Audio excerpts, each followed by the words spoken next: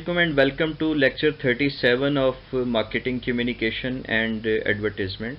और इसमें जो टॉपिक हम पढ़ेंगे वो अल्टरनेटिव मार्केटिंग है। डियर स्टूडेंट्स, हमने कई तरह के जो ट्रेडिशनल मीडिया चैनल्स हैं वो देखे, हमने जो डिजिटल मार्केटिंग है उसको पढ़ा। इसके साथ साथ हमारे पास कुछ अल्टरनेटिव मार्केटिंग वेज भी हैं जो कि बहुत क्रिएटिव और इमेजिनेटिव हो सकते हैं। और इसकी कुछ एग्जांपल्स में बज़ मार्केटिंग है, गुरिल्ला मार्केटिंग है, एक्सपीरियंशियल मार्केटिंग है, प्रोडक्ट प्लेसमेंट है, ब्रांडेड एंटरटेनमेंट है और इन स्टोर मार्केटिंग है। हम अगली स्लाइड्स में इनकी डिटेल्स पढ़ेंगे। सबसे पहले बज़ मार्केटिंग, जिसे वर्ड ऑफ माउथ मार्केटिंग भी कहा जाता है, ये इस चीज़ पे बेस करता है कि एक कंज्यूमर किसी ब्रांड या प्रोडक्ट के साथ अपने अच्छे एक्सपीरियंस को दूसरे लोगों के साथ भी शेयर करता है। और स्टडीज़ ये बताती हैं कि ऐसी एडवर्टीज़मेंट जो कंपनी की बजाय जो हमारे फ्रेंड्स हैं, फैमिली मेम्बर्स हैं या इंटीमेट्स हैं वो करते हैं, तो उसकी जो क्रेडिबिलिटी या वर्थ है वो ज़्यादा होती है। अब ये जो बज़ मार्केटिंग है वो तीन तरीके से इसको किया जा सकता है। एक तो वो कंज्यूमर्स जो आपके ब्रांड को बहुत पसंद करते हैं और इसके साथ बहुत लॉयल हैं, वो खुद ही दूसरों को इसके बारे में बताते हैं और रिकमेंड करते हैं। दूसरे वो कंज्यूमर्स हैं जिनको कंपनीज स्पॉन्सर करती हैं, वो प्रोडक्ट को यूज़ करते हैं और प्रोडक्ट के बारे में जो अच्छे फीचर्स या बेनिफिट्स हैं वो लोगों को बताते हैं, शेयर करते हैं। और तीसरा जो कंपनी के एम्प्लॉयज़ हैं जो अपने आप को एज कस्टमर पॉज करते हैं और वो दूसरों को ब्रांड्स के बारे में बताते हैं। तो किसी भी तरीके से हम जो बज़ मार्केटिंग है इसे कर सकते हैं। दूसरे नंबर पे गुरिल्ला मार्केटिंग है, जिसका फोकस एक मीडिया, एडवर्टाइजिंग, पब्लिक रिलेशंस और सरप्राइजेस टू रीच कंज्यूमर्स के कॉम्बिनेशन के साथ होता है। अगर हम ट्रेडिशनल मार्केटिंग को और गुरिल्ला मार्केटिंग को कंपेयर करें तो ट्रेडिशनल मार्केटिंग जो है इसमें बहुत सा बजट चाहिए होता है। ये जो लार्ज कंपनीज़ हैं, लार्ज बिजनेस है, उसके लिए ज़्यादा सूटेबल हैं। और ये अपनी जो सक्सेस है उसको in terms of sales measure करती हैं। ये एक्सपीरियंस के ऊपर बेस करती हैं। फिर ये जो प्रोडक्शन है और डाइवर्सिटी है उसको इंक्रीज़ करती हैं। ये कस्टमर्स को ऐड करने पे फोकस करती हैं। इसका ज़्यादा फोकस जो है वो कंपटीशन की तरफ होता है। ये लार्ज नंबर ऑफ ग्रुप्स जो हैं उनको अपनी टारगेट मार्केट सिलेक्शन के तौर पे जो है वो सिलेक्ट करते हैं फॉर मैसेजिंग। इसी तरह से ये सेल्स जनरेशन के लिए इस्तेमाल की जाती हैं और इसका फोकस जो है वो कंपनी इटसेल्फ होती है। जबकि जो गुरिल्ला मार्केटिंग है वो कई लिहाज से इससे मुख्तलिफ है। मिसाल के तौर पे इसमें पैसे से ज़्यादा जो एनर्जी और इमेजिनेशन और क्रिएटिविटी है वो रिक्वायर्ड है। फिर ये ज़्यादा स्मॉल बिजनेस लेकिन जिसके एम्स बड़े हैं उसके लिए सूटेबल है। रिजल्ट्स इसमें सेल्स की बजाय प्रॉफिट्स की टर्म में जो है वो मेजर किए जाते हैं। और ये ह्यूमन साइकोलॉजी और ह्यूमन बिहेवियर को फोकस करती है। इसी तरह से ये कस्टमर रेफरल्स जो है वो चाहती है। ये दूसरे जो बिजनेसेस हैं उनके साथ कंपटीशन की बजाय कोऑपरेशन जो है वो पसंद करती है। इसका फोकस जो है वो लार्ज ऑडियंस नहीं है बल्कि स्मॉल ग्रुप ऑफ पीपल हैं। और ज़्यादा जो इसका फोकस है वो कस्टमर्स हैं, लोग हैं। यू मार्केटिंग है, ये कंपनी सेंटर्ड नहीं है। यहाँ पर आप गुरिल्ला मार्केटिंग की कुछ एग्जांपल्स देख सकते हैं। ये आपको रोड्स पे नज़र आ सकती हैं, ये बसेस में नज़र आ सकती हैं, ये पार्किंग्स में हो सकती हैं, ये पार्क्स में हो सकती हैं, ये मुख्तलिफ पब्लिक प्लेसेस पे हो सकती हैं।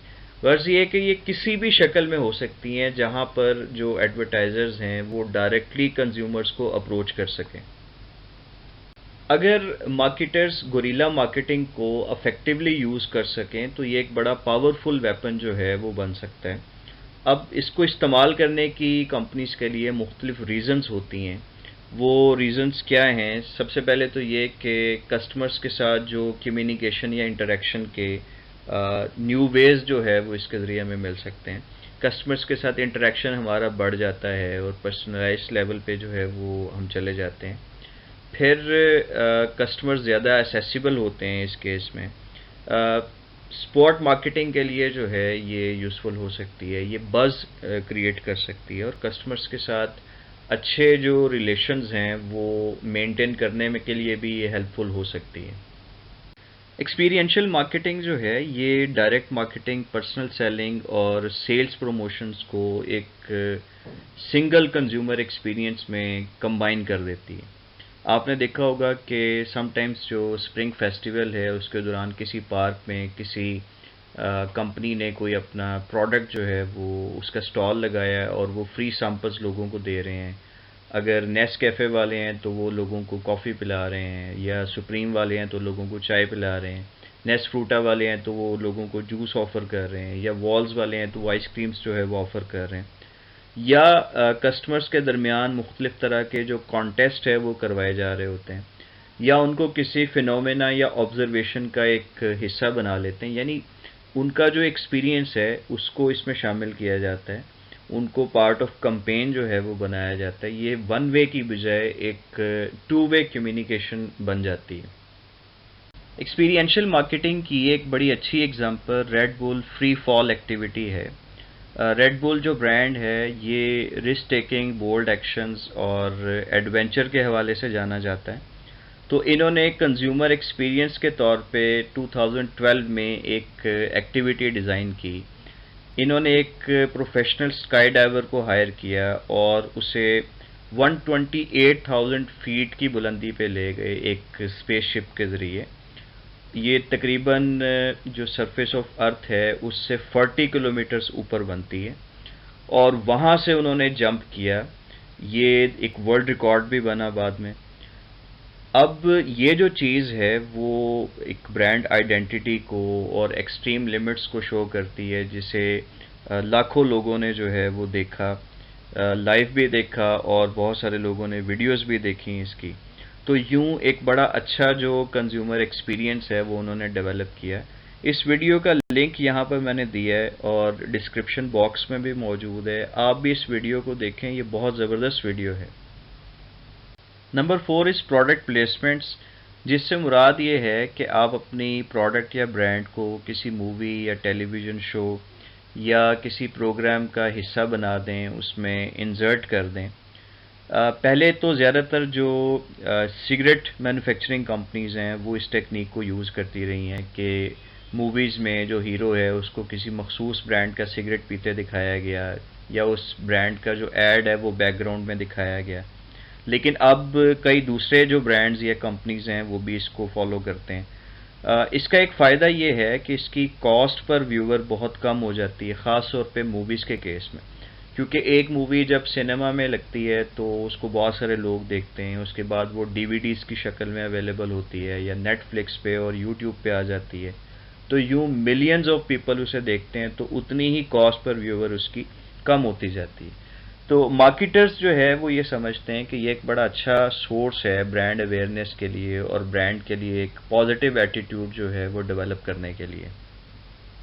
प्रोडक्ट प्लेसमेंट की एक बड़ी बेहतरीन एग्जांपल जो है वो हार्ले डेविडसन है। बहुत सारी मूवीज़ में या प्रोग्राम्स के अंदर जो हैवी बाइक्स दिखाई जाती हैं वो आमतौर पे हार्ले डेविडसन बाइक्स होती हैं। तो इस तरीके से वो प्रोडक्ट प्लेसमेंट को अपनी जो ब्रांड एडवर्टीजमेंट या अवेयरनेस के लिए यूज़ करते हैं। यहाँ पे आपको प्रोडक्ट प्लेसमेंट्स की बहुत सारी एग्जांपल्स नज़र आ रही हैं। ये मुख्तलिफ ड्रामाज या मूवीज़ के सीन हैं जिसमें आपको सिगरेट ब्रांड भी नज़र आ रहा है, मुख्तलिफ फूड ब्रांड्स जो है वो भी नज़र आ रहे हैं, बेवरेज के ब्रांड्स भी हैं, और एप्पल्स का लैपटॉप भी है, फेडेक्स भी इसमें मौजूद है। नंबर 5 इज़ ब्रांडेड एंटरटेनमेंट, जिसमें हम जो एंटरटेनमेंट है और एडवर्टाइजिंग है उसकी एक इंटीग्रेशन कर देते हैं। हम अपने जो ब्रांड्स हैं उनको प्रोग्राम टाइटल्स का हिस्सा बना देते हैं, और ये प्रोग्राम्स कई तरह के हो सकते हैं, जैसे ड्रामाज हैं, मूवीज़ हैं, रियलिटी शोज़ हैं, एडवेंचरस प्रोग्राम्स हो सकते हैं, म्यूज़िकल शोज़ हैं, स्पोर्ट्स प्रोग्राम्स हैं, ये डॉक्यूमेंट्रीज़ हो सकती हैं, या कोई और जो एंटरटेनमेंट की स्ट्रीम्स हैं वो भी हो सकती हैं। यहाँ आप कुछ एग्जांपल्स देख सकते हैं, जैसे PSL के स्पॉन्सर्स HBL हैं तो इसका जो टाइटल है वो HBL PSL बन जाता है। कोक स्टूडियोज़ म्यूज़िकल प्रोग्राम है, नेस कैफ़े बेसमेंट है, ये भी म्यूज़िकल प्रोग्राम है, लक्स स्टाइल अवार्ड्स एक एंटरटेनमेंट शो है। Number 6 is in store marketing, research ये बताती है कि कंज्यूमर्स जो है वो 60% ऑफ बाइंग डिसीजंस उस वक्त करते हैं जब वो स्टोर के अंदर मौजूद होते हैं। इसीलिए जो इन स्टोर मार्केटिंग टैक्टिक्स हैं वो बड़े इंपॉर्टेंट होते हैं, और जो रिटेलर्स हैं ये कस्टमर्स को कई तरह से एंगेज करते हैं। उसके लिए वो साइनेज यूज़ कर सकते हैं, एंड एजल डिस्प्लेज यूज़ कर सकते हैं, सीलिंग बैनर्स हो सकते हैं, स्टैंडीज हो सकती हैं, या कोई और मीन्स भी हो सकते हैं। फिर जो यूज़ ऑफ कलर है, लाइट है, साउंड है, म्यूज़िक है, उसको भी इस्तेमाल किया जा सकता है कस्टमर्स को अट्रैक्ट करने के लिए। और अब तो मुख्तलिफ जो वीडियो स्क्रीन्स हैं या टेलीविज़न मॉनिटर्स हैं, उसके ऊपर भी जो मैसेजेस है वो चल रहे होते हैं। तो कई तरह से जो स्टोर के अंदर एडवर्टीज़मेंट है वो हो रही होती है। ये हाइपरस्टार लाहौर का एक मंज़र है जिसमें आप इन स्टोर मार्केटिंग की कई चीज़ें देख सकते हैं। कुछ आपको फ्लेक्सेस नज़र आ रहे हैं, कुछ बैनर्स हैं, कुछ सीलिंग बैनर्स हैं, कुछ डिजिटल बिलबोर्ड्स आपको नज़र आएंगे। इसी में कुछ स्टैंडीज़ भी मौजूद होंगी। कई जगहों पे आपको स्टॉल्स या कियास्क भी नज़र आएंगे।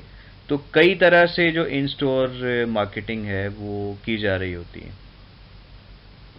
इन स्टोर मार्केटिंग की एक special form point of purchase marketing या पीओपी है, जो कि प्रोडक्ट्स को या ब्रांड्स को एक स्पेशल एग्जिबिट के तौर पे जो है वो डिस्प्ले करती है। और ये जो डिस्प्लेज हैं उन्हें कैश काउंटर के करीब भी रखा जा सकता है, प्लेस किया जा सकता है। ये बाज़ दफ़ा किसी एक कॉर्नर में भी हो सकते हैं, ये स्टोर के जो एंट्री या एग्ज़िट पॉइंट्स हैं वहाँ पर भी हो सकते हैं, या कोई भी ऐसी लोकेशन जो ज़्यादा प्रोमिनेंट हो और कस्टमर्स को दूर से नज़र आ जाए। फिर इसके स्पेशल जो डिज़ाइन है वो बनाए जाते हैं जो कि लोगों को अपील करते हैं अपनी तरफ आने के लिए। और स्टडीज़ भी ये बताती हैं कि जब पीओपीज़ बनाए जाते हैं तो इनकी वजह से जो सेल्स हैं उसमें सिग्निफिकेंट इंक्रीज़ आने के चांसेस होते हैं। तो ये जो पॉइंट ऑफ परचेज डिस्प्लेज हैं इनको कैसे इफेक्टिव बनाया जा सकता है, उसके लिए कुछ पॉइंट्स हैं। एक तो ये कि जो ब्रांड इमेज और डिस्प्ले है इसको इंटीग्रेटेड होना चाहिए। इसी तरह से जो आपकी दूसरी एडवर्टाइजिंग और प्रोमोशनल कैंपेन्स हैं उसके साथ भी इसको इंटीग्रेटेड होना चाहिए। फिर इसे एक ड्रामेटिक वे में डिज़ाइन किया जाए ताकि लोग ज़्यादा से ज़्यादा इसकी तरफ अट्रैक्ट हों। इसमें ऐसे कलर्स जो है वो इस्तेमाल किए जा सकते हैं जो इसे बाकी जो दूसरे ब्रांड्स हैं या प्रोडक्ट्स हैं उससे डिफरेंट बनाते हैं, यूनिक बनाते हैं। इसमें इसकी जो शेप है उसमें कुछ वर्सटैलिटी हम ला सकते हैं, और इस तरीके से हम इसे डिज़ाइन करते हैं कि इसको अडेप्ट करना, चेंज करना जो है वो आसान हो। इसे रीयूजेबल होना चाहिए, इसे इजी टू असेंबल होना चाहिए, और इजी टू स्टॉक होना चाहिए। और फिर हम जो रिटेलर्स के पास स्पेस अवेलेबल है उसके मुताबिक भी इसे आसानी के साथ एडजस्ट कर सकें। तो ये कुछ पॉइंट्स हैं जिनको हमें देखना पड़ता है। यहाँ पे पॉइंट ऑफ परचेज की कुछ एग्जांपल्स दी गई हैं। आप देख सकते हैं कि इसको शेप के हिसाब से, कलर के हिसाब से, डिज़ाइन के हिसाब से, with respect to space, with respect to location जो है वो बनाया गया है, एडजस्ट किया गया है। फिर ये बहुत इम्पॉर्टेंट पॉइंट है कि इसको जो आपकी ब्रांड या प्रोडक्ट है उसको जहन में रखते हुए डिज़ाइन किया जाए, और इसी तरह से जो आपकी टारगेट मार्केट है उसके मुताबिक भी इसे डिज़ाइन करना चाहिए। जैसे अगर आपकी टारगेट मार्केट में किड्स हैं तो आप अकॉर्डिंगली इसे मुख्तलिफ टॉयज़ की शक्ल में या प्लेइंग एरियाज़ की शक्ल में जो है वो डिज़ाइन कर सकते हैं। इसी तरह अगर ये कोई फूड आइटम्स हैं तो इनको किसी फूड की शक्ल में ही या उस ब्रांड की अपनी जो पैकिंग है उसकी शक्ल में डिज़ाइन किया जा सकता है।